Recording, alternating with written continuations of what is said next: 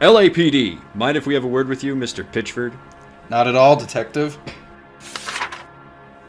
You were in charge of Aliens Colonial Marines. Heard that game had some troubled development. We had a few rough patches.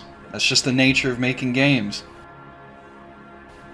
You sure there wasn't anything out of the ordinary with this game? People like to exaggerate, Detective. So what if we shipped it with a few bugs? That isn't a crime? Have you ever been to medieval times? Nope. You're lying, Randy. It would be better for everyone if you just spit it out. Oh, really? And where's your proof, Detective? This USB drive was found at the scene. I already had the boys back at the lab take a look at it. We know it belongs to you. Alright, yes. I was meeting with some lawyers, but everything was strictly above board. You know, one of those lawyers is making some pretty serious allegations against you. Wade? That guy always had it out for me. You like squirt porn, Pitchford? Are you a madman?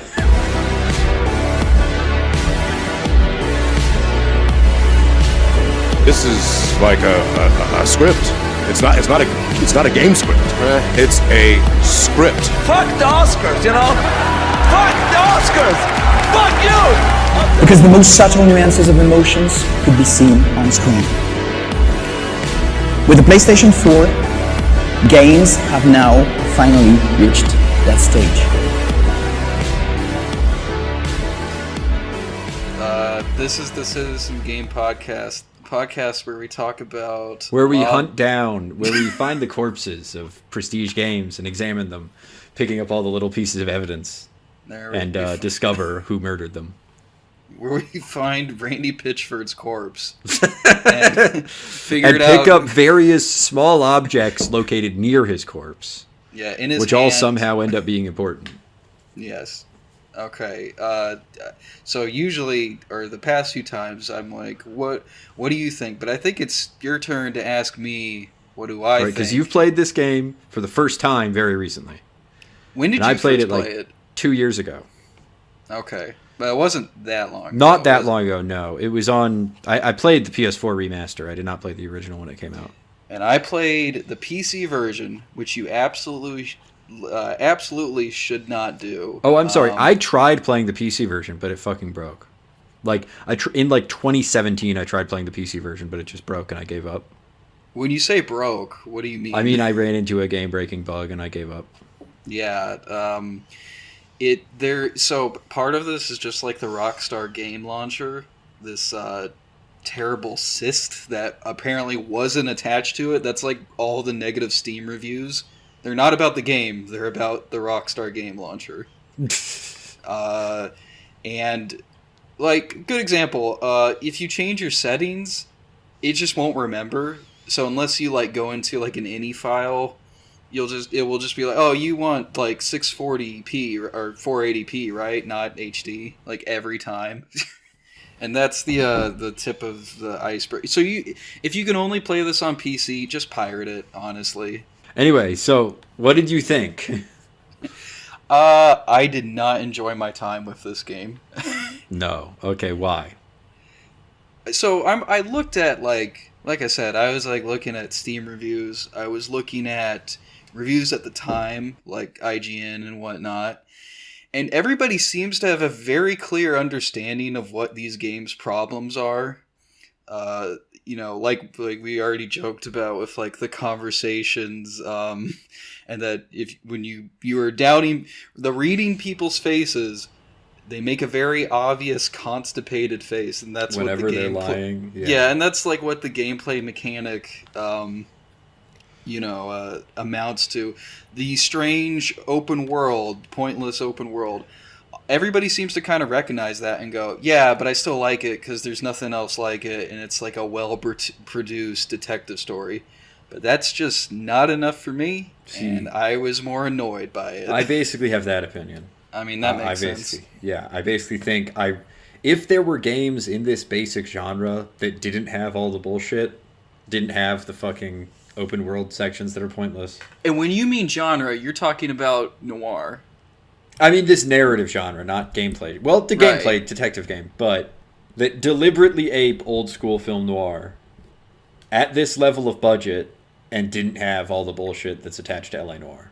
And I understand that. I just can't call it like a, I don't know, because people will ultimately say it's a good game, and I don't think it is. I think it's poorly designed, and I think its main gimmick was kind of botched. But I do think it's fucking interesting.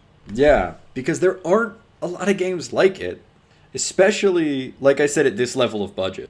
And that's really what makes it worth discussing. Is that's what makes it different. Is you've got fucking mocap shit. But I guess.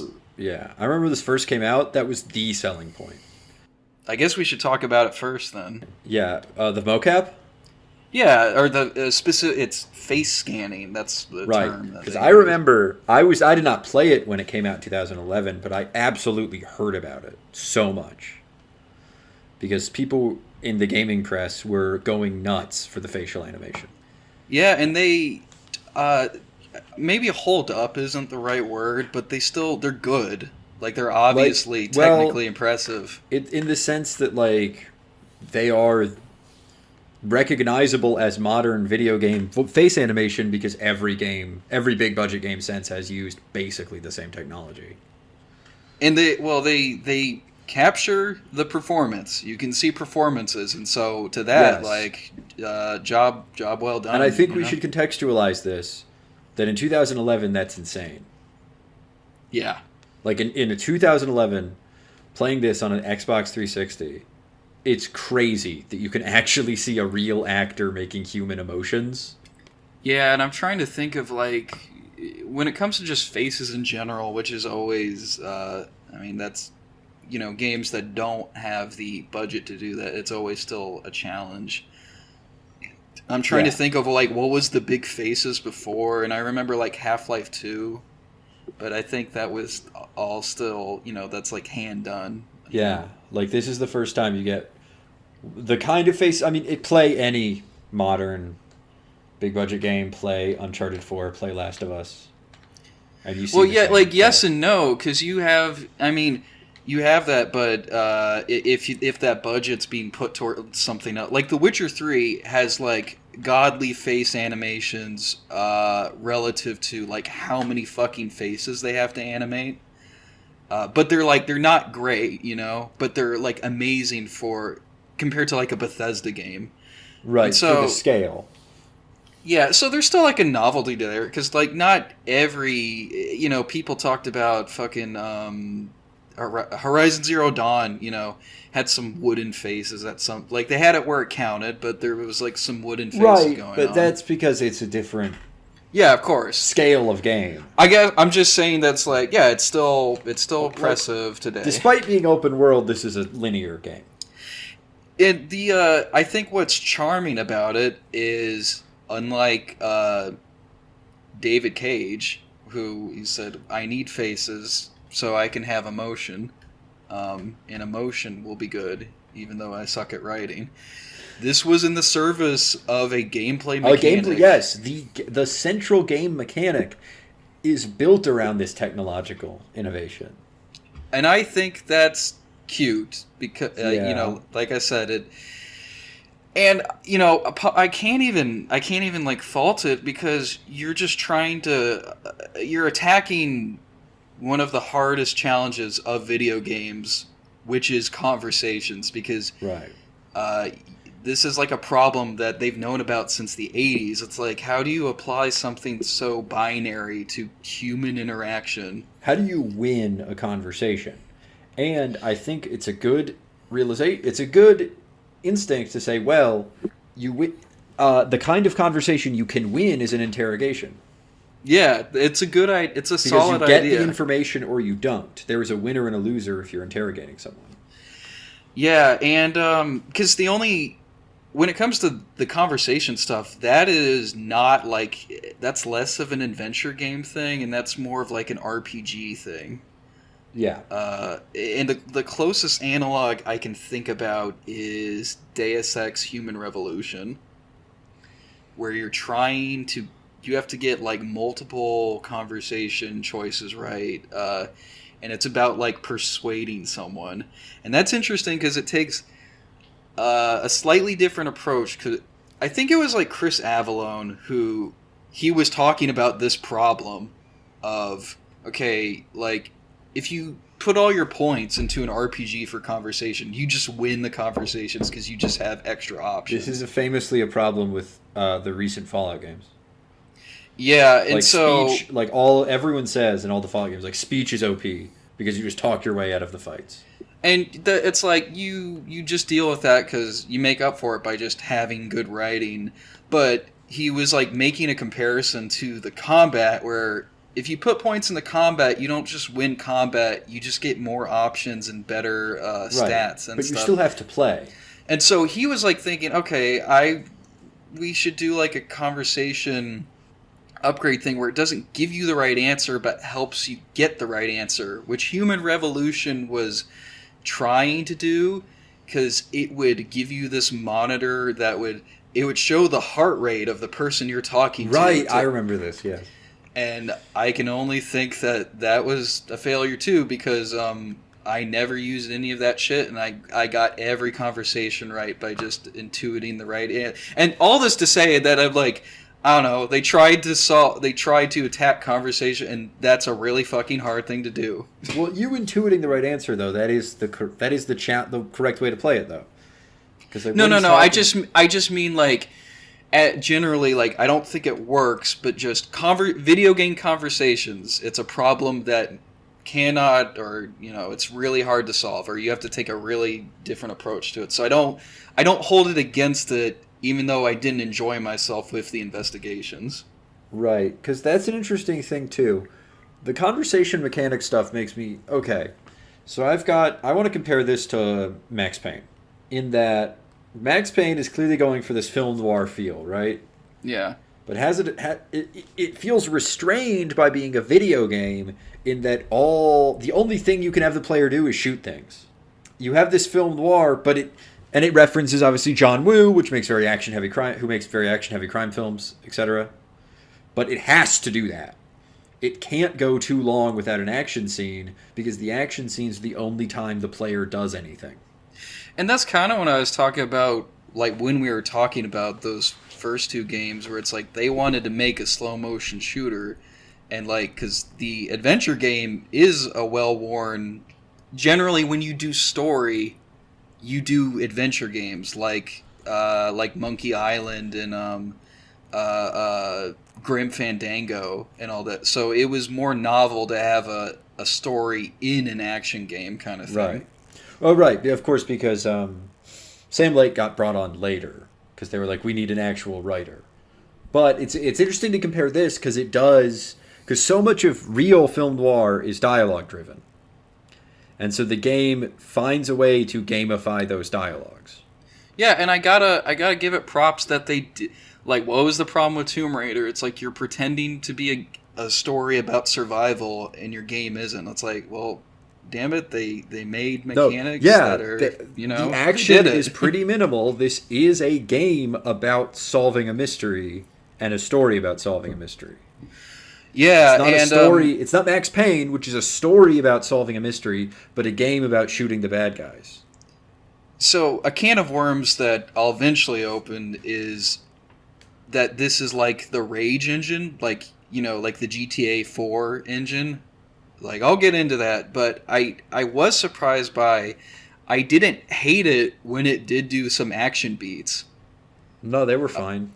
Because, like, I think Rockstar games have, like, pretty mediocre, like, third-person combat, which is, like, a reason I'm not a big fan of, like, shooting things in, like, GTA 5 or whatever, and, like, Red Dead.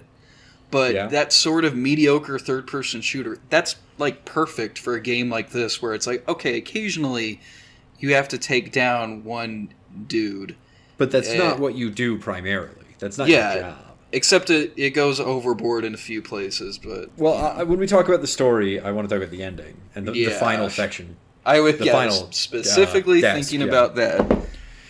Yeah, which I have problems with. But for most of the game, It gets the balance right where you're only occasionally having to get into gunfights. In the way that in an old school film noir, there might be a gunfight or two, but it's not the main thing the hero does. Yeah, the perp's running, and now he drew a gun on you, and yeah. And it's interesting that so much of those perp running sequences that you can just get them to surrender by pulling your gun. Yeah, where Cole demonstrates his gun safety by firing a shot into the air. Yeah, will certainly land and hit some poor lady later on. Yeah, but it's interesting that a video game having a scene where once you pull a gun, the fight just ends. Yeah. Because most games wouldn't do that. Most games you would have to have a gunfight because that's what the gameplay is.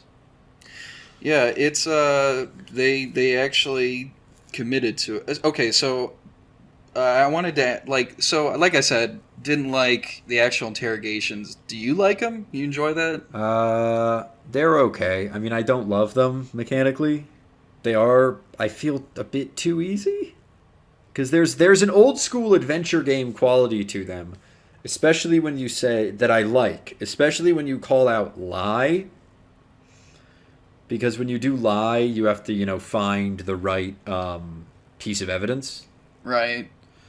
And you have to, and that requires you to have remembered what all the evidence is and what it tells you. Those are the most satisfying because it's usually a more concrete thing. Like you said, you're using a logic versus they're making a poopy face and you have to be there. I remember the very specific example of when you're talking to a girl who wanted to be an actress and she ran away from home. Yes, and who's in the car in the last traffic mission. And so and she makes the frowny, the poopy face, and okay, so the remaster, the version you played, has good cop and bad cop. Yes, good cop, bad cop, and accuse. And and apparently it was originally supposed to be Cokes versus go eat. Yeah, it was basically bad cop. They always had that in mind, and then so mine of course the original version is truth and doubt and lie, and so. She's making that face, and I click doubt, and Cole yells at this, poor high schooler. 15-year-old girl. Yeah, and it's and it plays the wrong choice cue, and I'm, slapping myself, oh, yeah, of course. Why would I yell at this girl? Why would I choose bad cop right now? I had to, mentally, replace those in my brain, because it helps, a little bit.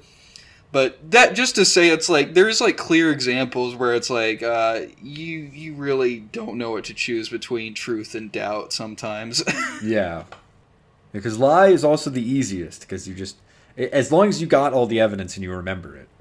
Yeah, there's a few though that I remember being is that enough? There are times where I thought oh, no, that's not enough to connect it, and that was the right answer. And then the opposite happened where it's oh, I should choose this, and then the guy's no, that doesn't connect enough. I'm okay. So I'm probably below the mean of how people usually perform in this game. I'm pretty dumb. So yeah, I have to turn on my PS4 and see what the stats are for me because I don't remember. That probably made caused me to get a little frustrated because I'm dumb. But, I mean, people recognize that it is inconsistent. And then, it's not talking about, the challenge of it as much, but there are times where they just insert it in places where you could have just had dialogue. You're talking to, a bartender, and you have to, choose the bad cop option. And it's wait, why would this bartender care? Wait, what? That bartender... Isn't that bartender the killer? Whatever the bartender I'm thinking of, it wasn't the killer bartender. It was just okay. I forget which case or whatever, but it wasn't that guy. Not the first homicide case. No, yeah, it was just a guy who was why would you lie about the woman using the phone? There's no reason for you at all to withhold that information. Yeah. And there's just a few like that where it's like you just had to insert like a button press, and even like the dialogue, like with Cole following up, it just feels like, oh, the conversation's continuing. I'm like, okay. Which I guess I would like to get into maybe the bigger problem of was a big sticking point, is the game pretending that it incorporates your failure. Right, because at the end of every mission, if you fucked up, your boss, the whoever's the captain of your desk right now, Yeah. will like be like, "Oh, Sonny boy, you fucked up this." Yeah, we all remember the Irish guy. The Irish homicide guy, who's the most memorable and is just stolen from L.A. Confidential. Have you seen So LA did you Confidential? watch that movie? You watched you? I have seen L.A. Confidential. Okay, good. I know that this game rips off that movie, but I didn't have time to watch it. The Irish captain is straight up a ripoff of the police sergeant, I believe, in L.A. Confidential. Well, he's also an LA-based homicide detective who has a very lyrical, like, Southern Irish accent. Well, if you're gonna steal from the best, because he's Except very entertaining to listen to. Yeah, James Cromwell in that movie is great, and that character's also a more important and better character than the character in. I mean, he's not LA even. Noire. He's just your. They should have made him like. Well, anyways, he fucking yells at you and says, "Go put on your uniforms, and get out on the street," which doesn't never go knock over some whatever he says. I remember that some YouTube comment was like, it would be better if like you actually had to go into the open world and do some bullshit crimes, do the random street crimes. Yeah, it's like to get enough, I don't know, reputation or whatever. That's back. like the better answer, like game design wise, but it's like, I don't know, people would bitch and moan about it. Yeah. If you're a rock star, you don't publish a game like that. Yeah, but it'd be better if it's like you need to get on the captain's good side again before he'll give you another case. Yeah, and so you have that, and so I'll just give the latest example in my head of like where you have to choose to accuse someone, and you'll get yelled at because I like impulsively just clicked like not accuse but charge, and it's like my boss tells me it's the wrong guy, and it's like, oh, it's the wrong guy either way. Like, so fuck you, game. Like, that's a weird. Well, that's into the story. Yeah, but it does that twice. It does that with the murder one too. Right, it does that twice in terms of that, but that's more of the story. But what's weird is like the captain being like, "Oh, you got the wrong guy." It's like, well, okay, captain, go charge the right guy then. Yeah. If you know who the right guy is, why don't you go do it? Yeah, I don't know. How do you know, asshole? Because it seems like because at a meta level, he needs to tell you that you fucked up. But at an actual story level, it's like, wait, why do you know who did it? If you know who did it, just charge them.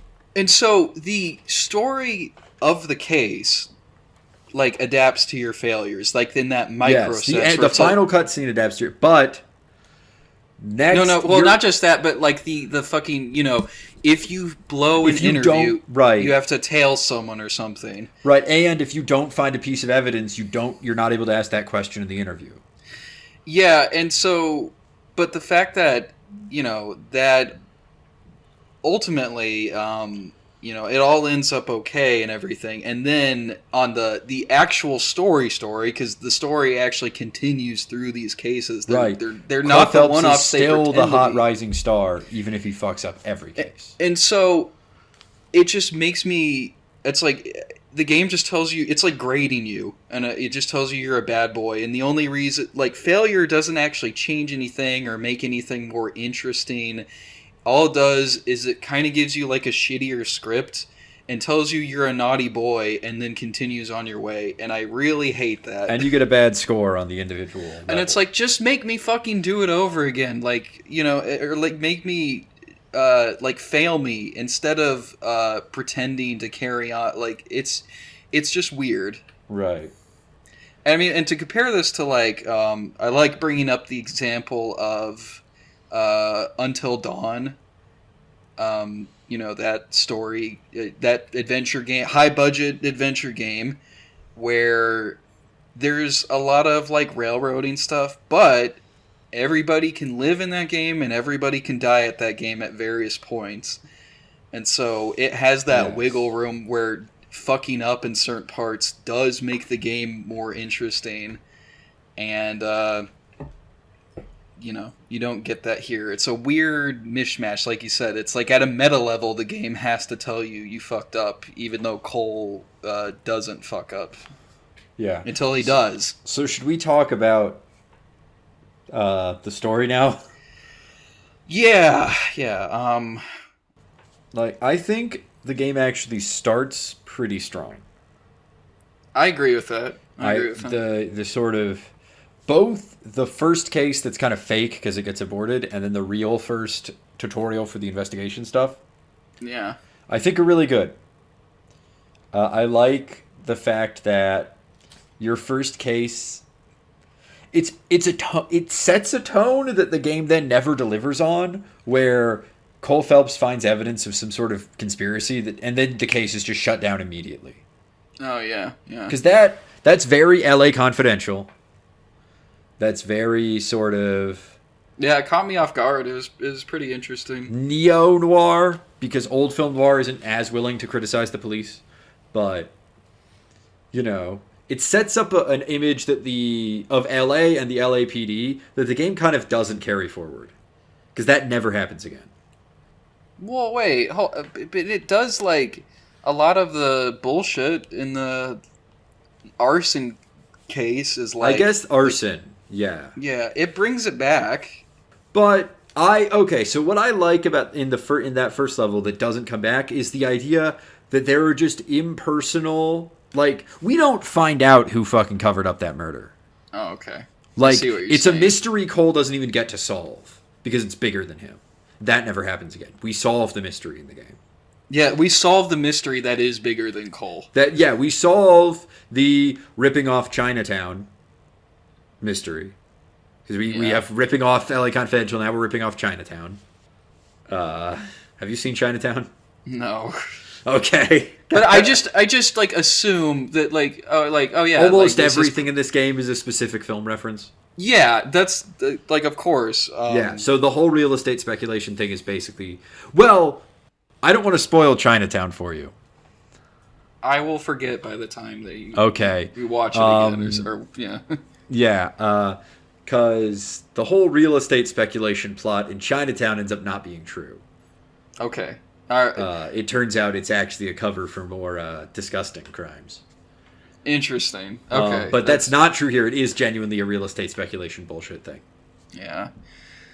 So, of course, this game is fucking long, and it kind of has a thread. There are kind of one-off cases, but you have like a thread going through the entire thing, and we were talking about like a problem with this game is that it seemed like it didn't decide if it was actually going to be episodic or not. Yeah, I mean it isn't episodic. Like it slowly kind of fades away, and it's semi-episodic in the way a lot of actually TV shows are. Because there were a lot of TV shows, especially of the pre-streaming era, where you have it's basically like it's the X-Files model, where you've got some episodes deal with the overarching government, alien conspiracy, etc. But sometimes Mulder and Scully just got to get sent somewhere because there's a wacky monster. And like, I think that's fine as a script, but it clashes with the stuff we already talked about with the game. Yes, where because the game grades you on each episode and you're expected to replay them a lot. Yeah. Which is weird for the episodes that are super plot centric. And so, but it's weird because it's even at like a smaller scale. Like the problem with the murder case, that all of these cases are wrong, but you're still being graded. We'll get to that later. Because I want to go linearly. Because I want to talk about the tutorial case. So I won't go by every case. But I want to talk about how the tutorial case promises another thing that doesn't end up being true. Is this the anti-Semitism? It is the anti-Semitism. Because the way you win the tutorial case is by... the killer is Jewish and killed the victim because he insulted him for being Jewish. And the way you get him to break and confess is just by a spew of, like, anti-Semitic stereotypes. Right. You're calling him, like, a communist and an infiltrator. Yeah. Etc. And greedy, you know. But then at the end, Phelps is like, by the way, I'm not actually anti-Semitic, but you are under arrest. Which is hilarious. So it's like he has to get in. It's like, by the way, I'm not actually anti-Semite. That Cole might have to be a little bit more. Might be kind of a piece of shit. Like, which he, like, the only other times I could think about is like he yelled at a woman too harshly. He called her an old bat. Yeah, but like, there's nothing. That was, I think, was that the same case? I can't remember. But anyway, like... No, wait, no, that was like a later murder case. And especially that it might make you uncomfortable by having the player character embody a lot of, you know, he's a fun, like, white Protestant cop in 1948. So, right? Like, he would probably have opinions we don't like. We gotta talk about something. It's something that podcasters love to talk about, and just everybody, and it's the N-word. Yes, I was going to say, why can't Cole Phelps say the N-word? but so there's a specific that, like, fourth option for interrogations. You have a button that lets you say the N-word. Like, that was the problem with Noire, is we didn't have the slur button. Yeah, yes, because that's what the first mission implies. The first mission implies that the solution will sometimes be calling them a slur. But in all seriousness, going far enough, but like not actually having the actual word in it, that's like, you know, chickening out before jumping off the cliff. And I'm thinking about BioShock Infinite, where it's like we'll have like horrendous blackface depictions. We'll have slavery. And it's like I don't know. It's like a lack of confidence. So it's like our work isn't important enough. We don't, like Mafia 3. They had the guts to, you know, go there. Right. Because I'm thinking again of L.A. Confidential. Right. Right. The police in that are racist. Like, there's no getting around it in that film. The police are fucking racist. And even if they're corrupt in L.A. Noire, that's not something L.A. Noire is willing to say. Yeah, I guess what I'm trying to say is, you know, that could totally just be whatever lead writers, whoever were working on this, like, you know, they don't feel that way, or they don't wish to depict the police that way. But I also wonder if it is like a lack of faith and confidence in the medium, at least at the time, of like having a video game where you press buttons to say slurs. We're not literally what I'm proposing. I know. Have Cole Phelps have some opinions about Jewish people or black people or women that look bad to us, to the audience in the 21st century, because, like, he's a fucking white cop from 1948. Yeah, and like I said, I don't think they had the confidence to make a video game like that yet, because it's a video game, and they would maybe produce headlines of like, you play video game has the player say the N-word, and then Fox News would like turn it into Fox News would turn it into you press a button to say the N-word. Yeah. Which I like guess they did with now it'd be like, that's cool. Well, now it would be, but back then they hated video games. Yeah. Because it's interesting. The game is like, okay, we're talking about wokeness. Oh Lord. The thing that makes this game not woke is that the player character isn't racist. Yeah, right. It's kind of weird, but that's that true. makes perfect sense. Yeah. This game is unwoke because the main heroes are not bigots. Which is funny because it's perfectly fine making Cole a piece of shit, just in other ways. Yeah, well, later, but like especially in the early, he's like absurdly clean cut. Which I remember when it came out, there were complaints about that because it's like this is an open world Rockstar game, right? Yeah. Why won't you let me be a dirtbag piece of shit? Why won't you let me be a corrupt cop? And so I actually kind of understand those complaints. I do too. And it's because this game it feels like. So I don't know, or at least I can't remember how development all went down, but it feels like this team was like saddled with the Rage engine, like the Rockstar engine. Because I think a lot of people at the time the game came out approached it as this is GTA, but you're a cop in the 40s, and imagine all the fucked up things you could do as a cop in the 40s. And that's all and that's what the controls are telling you. Like, so driving, I joked with you. It's like this game maybe took me a little bit longer because I didn't realize that you could skip drives. So yeah, you told me that. I knew about that when I started playing, so I always up until like the second desk or whatever, like drug desk or whatever. That's the third. I think I found out like in you don't get narcotics. Anyways, so I'm driving, and of course you're going to drive like a maniac, because there's no reason for you not to just disobey every traffic law, and like if you like run into people, it will like lower your rating. But you know, if you're just like running red lights and crashing into cars, and it's like it feels fucking absurd. Right, because then really stupid. As soon as you get to the crime scene, you go back to being Cole Phelps, Mr. Law and Order, Mr. like never takes bribes, always gets the truth. Yeah, and it's like, well, of course, because this is the bones of Grand Theft Auto 4, which, of course, now we can talk about, like, the fucking... I mean, what is, like, the open world, the weird expectation of, like, why the fuck did you go to the effort of, like, meticulously recreating... meticulously recreating, like, a pretty sizable chunk of Los Angeles. Yeah, I remember looking at the back like, dear God, why? Why did you go for the effort? Because literally the only time you use it is like the final homicide mission. Yeah, and even then, I don't know about you, but I kind of had to wait for Cole Phelps to tell me where to go, because I didn't like do enough sightseeing before. So yeah, I didn't know any of that shit.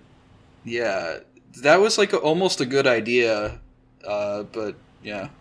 Anyway, yeah, but just the open world shouldn't be there, really. Like, the only thing that's in it, I kind of feel like they made the street crime sequences purely to put something in the open world. Yeah, and there's just, like, a lot of, I don't know, bizarre choices of effort. Yeah. But I wanted... Oh, sorry. Go on. No, I mean, yeah, that's pretty much it. Because I was going to say... After you get, like I said, this game opens really well, because after you get that tutorial, you go to the traffic desk. That's the best part of the game, in my opinion. Is it because they're all one-offs? Yes. Yeah, okay, I agree with that. You get a bunch of one-off cases where you're introduced to some cool characters, you fight Hollywood sickos, you basically uncover Pizzagate. I mean, that's like, I think that's... Well, okay, Chinatown. That's also Chinatown. Fuck, they're stealing that up, too. Except it's not Hollywood and Chinatown. Hey, it's just... Like you said, like, this is all... You know what? This is all novel territory for video game... I mean, that's kind of the rule for so many groundbreaking video games that, like, just blatantly rip... Actually, that's a very Rockstar thing. You're right, because all of the GTA stories that get praised, it's like, oh... This is The Sopranos. This is Heat. This is, you know. Yeah. This is just take random scenes from The Wire and random scenes from, I don't know, Goodfellas and just put them in the game. Max Payne 3, this is... Man on Fire, you told me. For some fucking reason. a totally forgotten Tony Scott movie. Yeah. No one remembers that. That's not. Which, It's not even one of the Tony Scott movies people like. If we're talking about just the story in general, I do kind of think it has. So like this wasn't developed by Rockstar, but you know they had a big part. It was a very painful, complicated development. Fuck that guy who was in charge. If you go and read anything I think about I've seen that video like 2 years ago. Okay, yeah. We were 'Cause I talking know about there was the ugly stuff involving the creator. Yeah, which ugly stuff in like every fucking Rockstar game. But not that was, Chinatown style ugly stuff. No. I keep referencing. I know you don't know that. but Rockstar. Not the director of Chinatown style ugly stuff. If I were to throw like something at Rockstar, it'd be like they are really good at scenes and they're really bad at story and like overall pacing. You're yeah, because so much of it feels like individual scenes from movies they like. Yeah, and so this is even more clear cut if you're, I don't know, playing Red Dead, where you're just doing those bullshit missions and everyone starts off with John Marston talking to some weirdo, and it's like a funny, well-written scene. But, you know, like the overall story is like a mess. Well, as far as being a mess, that's more true of GTA 5. But, like, that's how I feel the same with this. It's like and that works well for these smaller cases, and I do almost wish that they just because there wasn't some overarching thing. I like the dynamic with the partner. I mean, I like the first two partner. I actually like all the partner characters.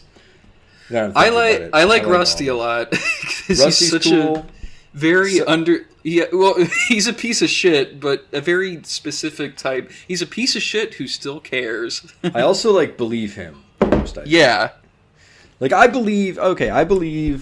think I believe most of the characters. I feel like Earl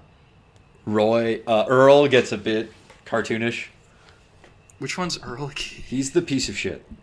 Oh, the drug one? Yeah, he's the huge piece of shit. I was just thinking about like or just on Rusty. I just like he's like clearly like a sexist alcoholic, but he's also like, well, it's probably the husband because husbands kill their wives, you know. Well, yeah, because he just knows because he's seen it so much. Like there's the feeling, because then there's. I have very little to complain about, like the actual performances and like the dialogue writing, you know. Oh, Cole Phelps, we love Cole Phelps. I actually really like Cole Phelps. I like the acting. I think it's impressive that they made a video game, and the main character is like a skinny, kind of dorky guy, like high-voiced guy. Who almost sounds like he's trying to deepen his voice. Right, he does, but he doesn't. He's not. Because this was 2011 was like I think we were still deep in the era of like the main guy from Force Unleashed is every character. Yeah, every main wonderful character, meme, that picture with all the faces. Yes. You know? And Cole Phelps is very much not that at all in terms of his way he presents himself, how he looks physically. I just really like it's a good performance because starting out and not really understanding what this character's trauma is in his background, except that something wacky happened in World War II. All of that you could just tell like something's wrong with this guy, you know. Yeah. And I do like because you have interspersed with all of it the flashbacks. And then you get the newspapers. That was kind of weird. Right, because at first, when I found the first newspaper, I thought, are these just random scenes? Yeah, and I guess it's just they had to find a way to kind of build up that greater story in the background of these cases. Even during the first desk, where it's pretty much all episodic. Really, the first two desks have none of the stories have anything to do with this major heroin smuggling scam thing. Right. It really only comes in with Vice, and that's when the game gets notably weaker. Yes, but I guess they didn't want to just cut to those scenes. So instead, they had you find newspapers. But it's weird that it's optional because it feels so really fucking important. Because I can't imagine what this game feels like if you didn't bother picking up any of the newspapers.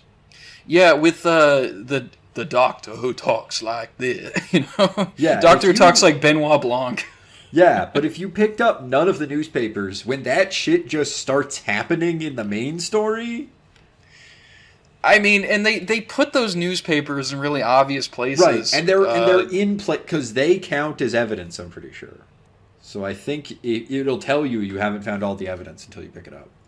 But it's just weird to have pretty plot essential cutscenes be optional.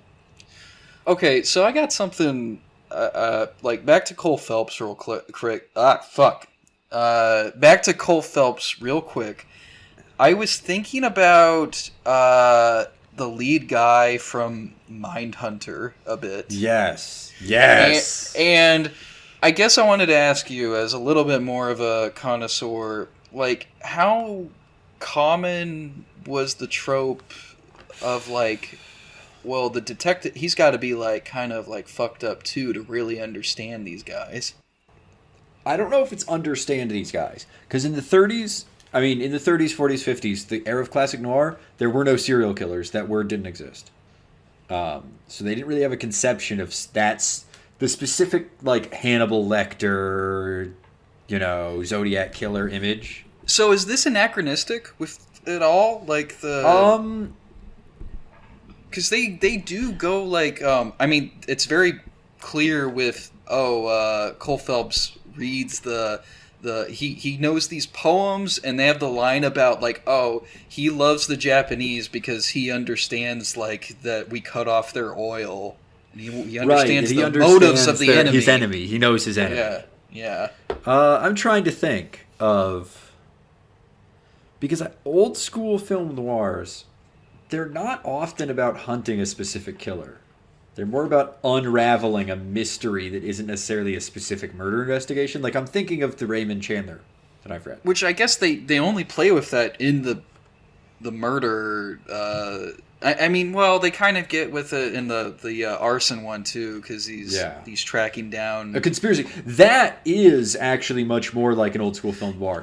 I guess I was talking more about, like, him knowing that, it's, like, not... we don't actually have the right guy type shit, I don't think so. Maybe this is stuff I haven't seen, but from what I remember, old school film noir are not really about tracking down killers. Like, the main characters are often not police in old school film noir. They can be, but they very often aren't. They're often criminals or private detectives. Which I guess this game gets to that. Right, but slips it in right at the end. Later, yeah. But so Cole Phelps is kind of not really because I think the structure of the early game, and maybe of Cole Phelps as a character, owes more to more modern police procedural TV shows. Yeah, so I guess we could kind of say... It's more like, Miami Vice. Where its own flavor kind of sneaks in a little bit. Something a little bit more modern. Yes. Well, yeah, more modern in the sense that it's Miami Vice or Law & Order. Yeah. Rather than, like, Maltese Falcon. Right. But so we have those, then we have the homicide cases, and this is the thing where you want to talk about something that annoyed you, which is the homicide cases. They're all episodic. They're all murders done in the style of the real life murder of the Black Dahlia, which is I know where they got that idea from, because a fictionalized account of the Black Dahlia murder is the first book in the series that LA Confidential is part of. It feels like such a missed opportunity, though. Like, come on, let me solve, like, a murder, Yeah, like, let me have a whodunit, Or let me chase a serial killer, right? Like, don't have me think I solved the murders and then just pull it out for me at the end. Yeah, and it makes me want... It's like, well, I guess instead of, like you said, the strong stuff is these, like, singular cases. It's like, I guess you could have taken it in the other direction of, what if we had, like, 5 big ones, Yeah, what if we had, you could have had, like, a classic, Zodiac or Seven serial killer movie where the bodies keep piling up and he's under more and more pressure, right? And maybe you would then have,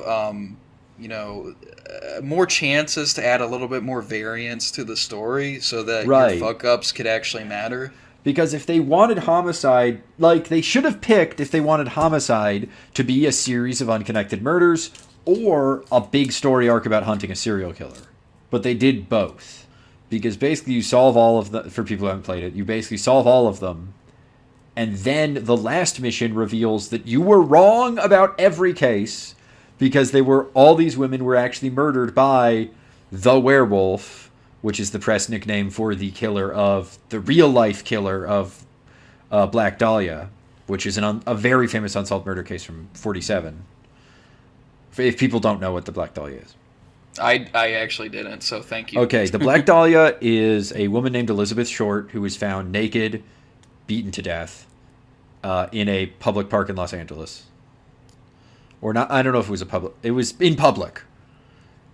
And because, that was so shocking to people. Right. Just a naked, brutalized woman in public, that it became this huge sensation. She was nicknamed the Black Dahlia. And the press initially gave her killer the nickname the Werewolf because basically I think they thought they had Jack the Ripper on their LA's Jack the Ripper. Because, mutilated bodies left in public was... They didn't have the word serial killer, but they knew who Jack the Ripper was. Gotcha. And this felt like their Jack the Ripper because it was a mutilated woman in public. In real life, there were never any other murders with a similar MO attributed to the same person. And it's just like a completely unsolved case. And, and the reason why this is relevant, kind of, is that because this is so inspired by LA Confidential, James Ellroy started the series that includes the novel LA Confidential with a fictionalized account of the Black Dahlia investigation. Oh, okay. So it all ties together to LA Confidential. Ripping off LA Confidential. Yes, it ties together to ripping off the first book in that series. I'm gonna at least give that movie a watch at some point. It is really good. So can we go ahead and talk about where the story, not comes off the rails, but, I really didn't like the twist at the end of that, where it turns out you've caught the werewolf. So you have also solved the real-life murder. Like, they have Cole Phelps solve one of the most famous real-life unsolved murders in America, which is an interesting choice. Yeah, sure, why not? Yeah, and then your Irish captain is like, we're gonna cover this up because he's like the nephew of a state senator or something. Yeah. And then which is like kind of bringing back that element, but it feels more like an excuse for how we can have them solve this real life unsolved murder.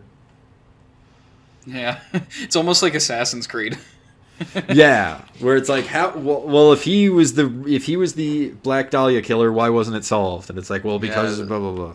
Yeah, because blah blah blah blah. But okay, so you go to Vice, and I just want to skip to the moment, the what the fuck moment of, Cole Phelps was fucking that German singer, and his wife and kids do exist. Right, they were mentioned once. He mentions them in dialogue, and we literally only see them in the opening credits.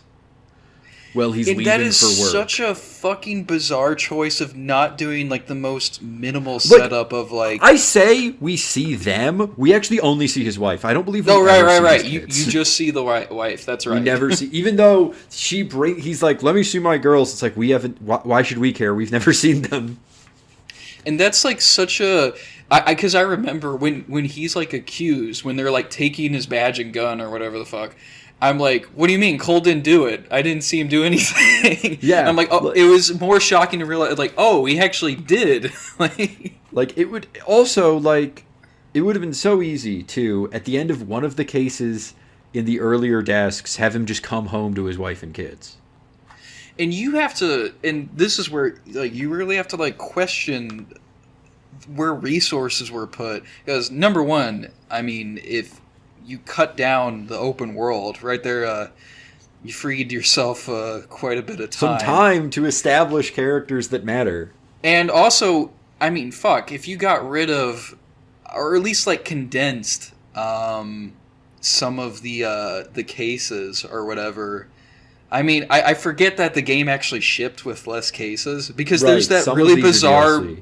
There's that really bizarre, like, you solve one unrelated case right before the final mission, and I, like, looked it up, and, like, that was a DLC case. Because it's like you get one last just fun case.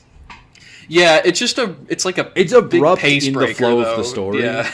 Because it's like, you're digging into this, and then just a bomb goes off, and you have to solve it.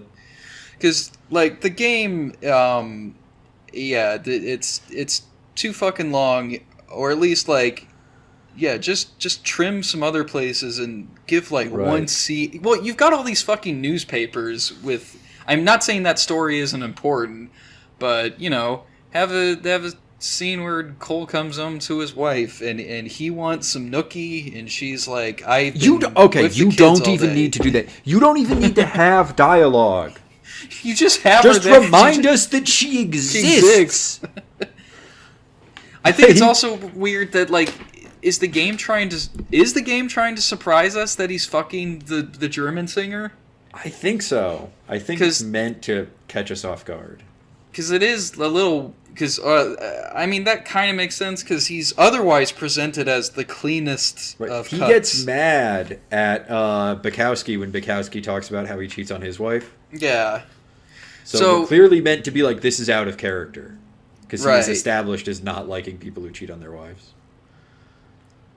Yeah, so that's weird, and then there's the rest of all the actual plot points. I think we talked about how the gameplay doesn't really work, so I guess I just want to know about, like, what do you think about this? Hang on, we're not done talking about the plot. No, I'm not talking. No, I meant, like, I'm just summing up the ending. The ending of like okay, all these World War II guys. These GIs get into drugs and the whole conspiracy, and also the reveal that Cole Phelps is he's just a bad leader. Yeah, he kind of sucks, and he's the reason everything got fucked. Yeah, so just thoughts on kind of the actual plot of the game, that actually decides this is like the main narrative thrust. What are your thoughts on all that shit? It does feel like, it feels more like a traditional film noir plot.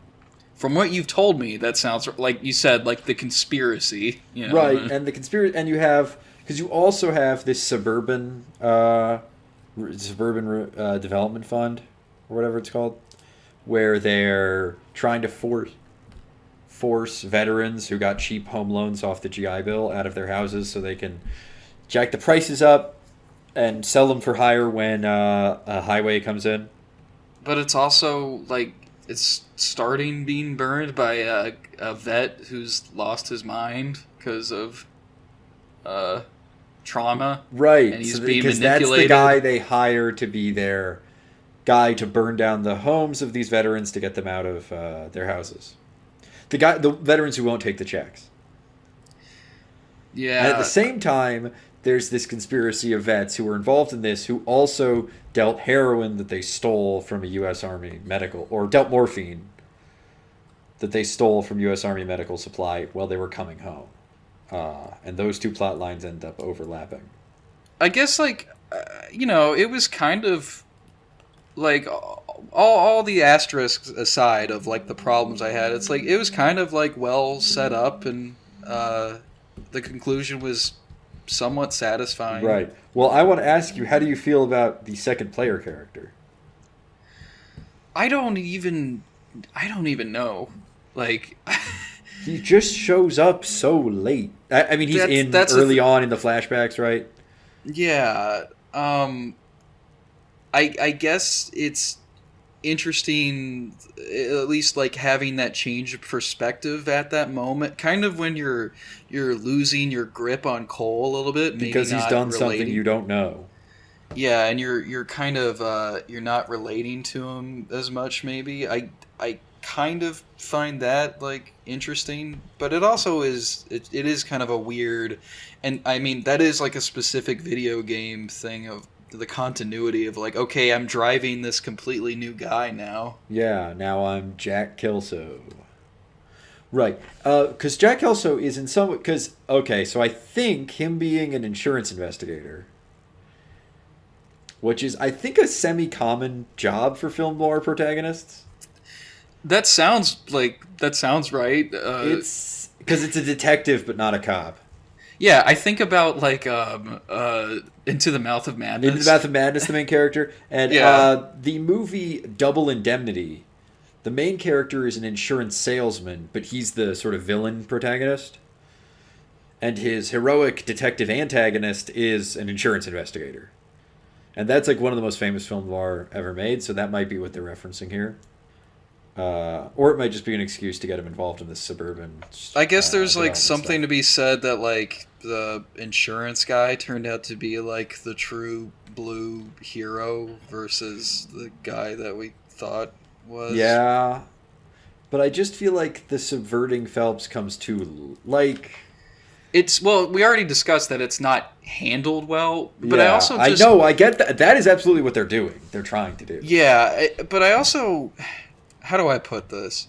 So all this kind of relies on the crux of it, the trauma. It's all back to some fucked up shit in World War II. Yes. And something about it just felt like, I don't know, limp? Because are we just supposed, like, that he sucks? That's all I felt like I got from it, is like, Cole Phelps sucks and he fucked up a whole bunch.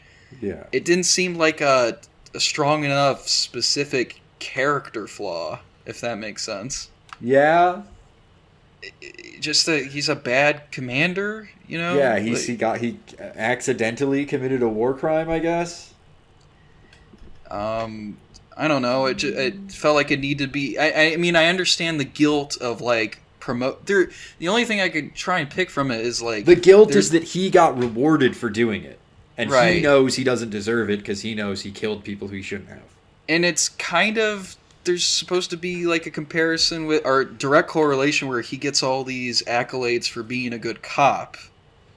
Except he actually is a good cop. Except that's the weird thing is... Like, he's a fuck up in the army, but he actually is a good cop.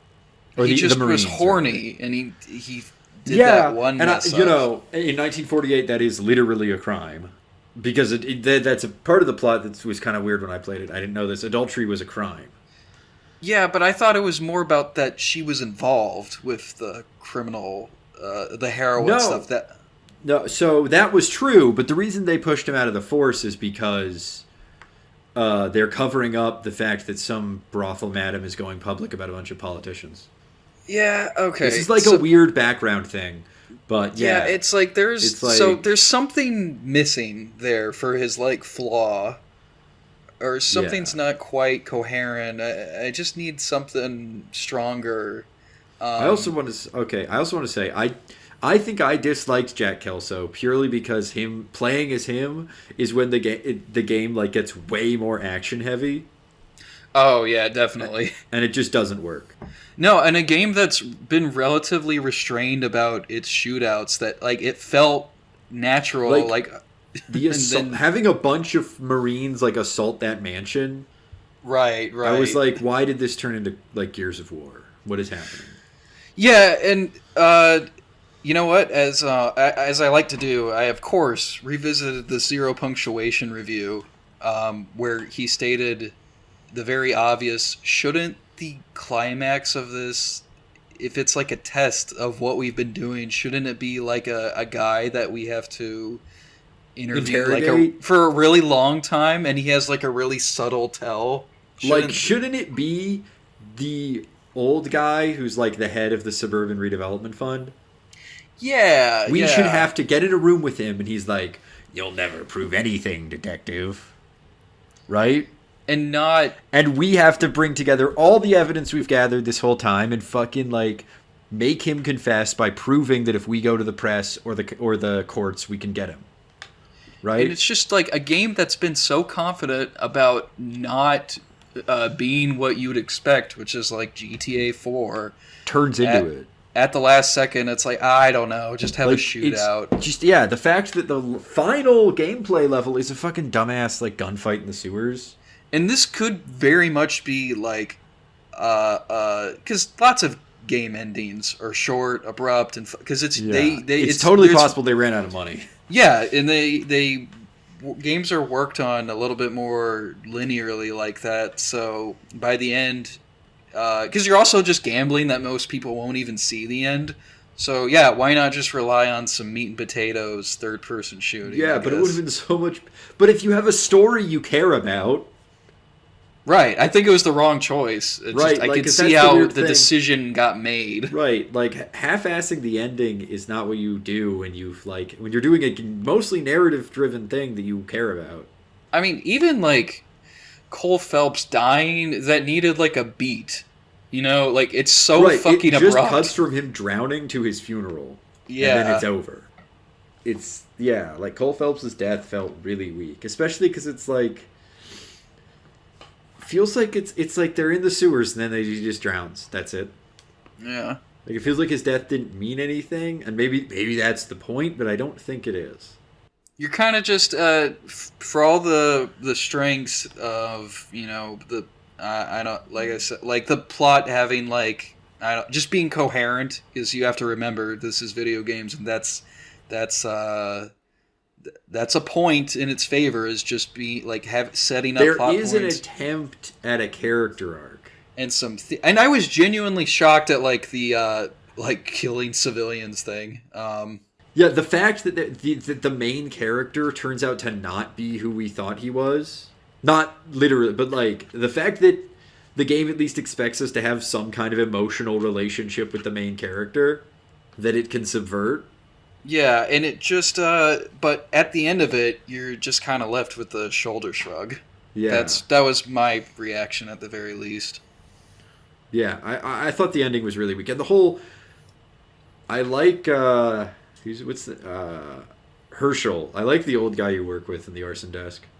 Oh, yeah, he's cool. He's cool, because he's just old as hell. Because isn't it a plot point that he was like a World War I veteran? Oh, yeah. That is cool. So he's like, you damn kids.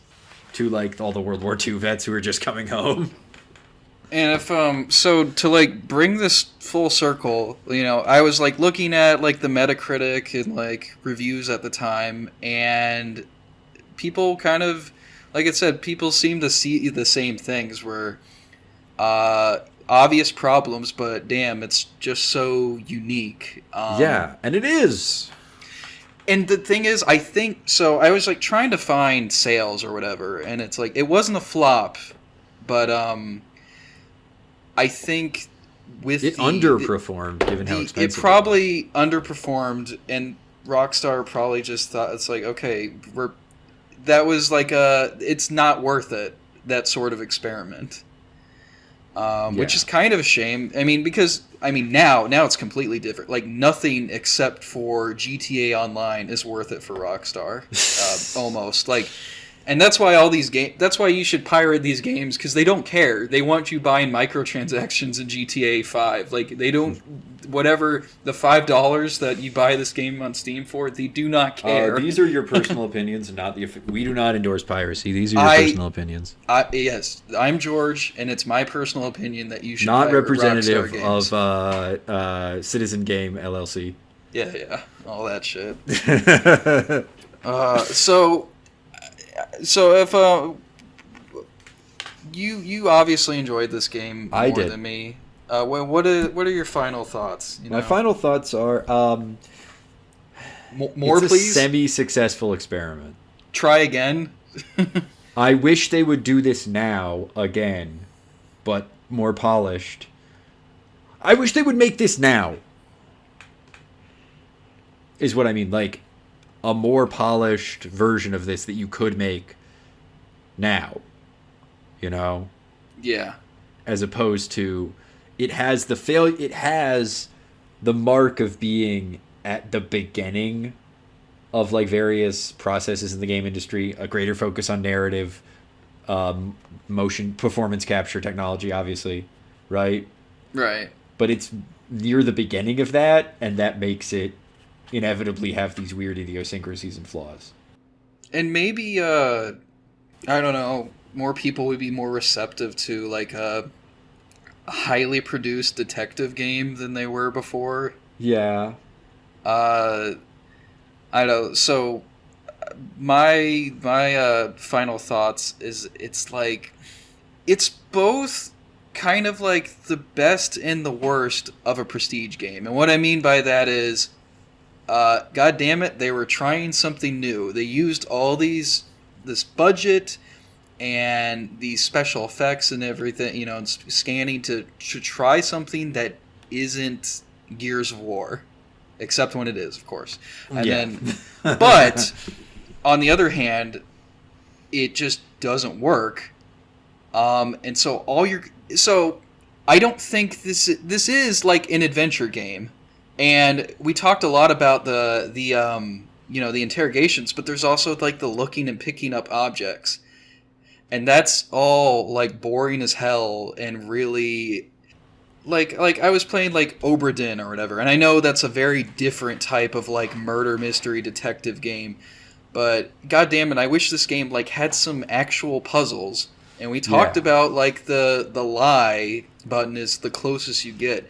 And so all that other stuff, it really does feel like you can just watch a Let's Play of this and you're getting the same experience. And so what you're left with, because the gameplay isn't that interesting, is just the spectacle of the Rockstar engine and the facial capture, which is like the worst kind of prestige game where all it is just fancy cutscenes. And so I would want to see this like you did, but I'd also want to see like, okay, well, what if you also had some real puzzles in there and you actually had to think about things a little bit more often? I basically agree. Alright, I think that's a good place to stop.